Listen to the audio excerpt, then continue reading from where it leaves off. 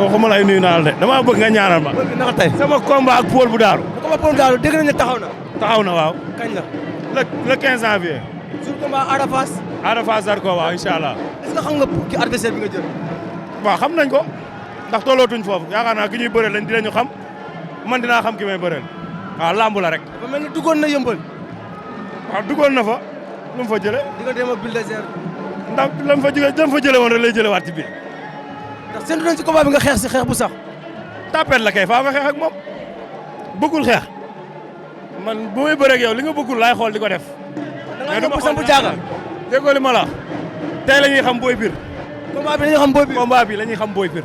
kon combat yi passé xamaguñ booy biir. non xamuñu ko ba léegi xamuñu ko maay kan xamuñu lu ma mëne ax lu làmb yëpp amul ku ci xam lu ma mëne kon combat bi damay wane li ma mëne ndax ñu jox ma cër. sampu jaaga bu wóor. damay xeex lu metti bëre lu metti. waxoo ko mu ngi lay dégg waxoo ko. dama ne la Paul bu Daaru dama lay duma daan la ci kàttanu yàlla ñaanal ma. jaajëf. ñaanal ma laa wax ñaanal ma.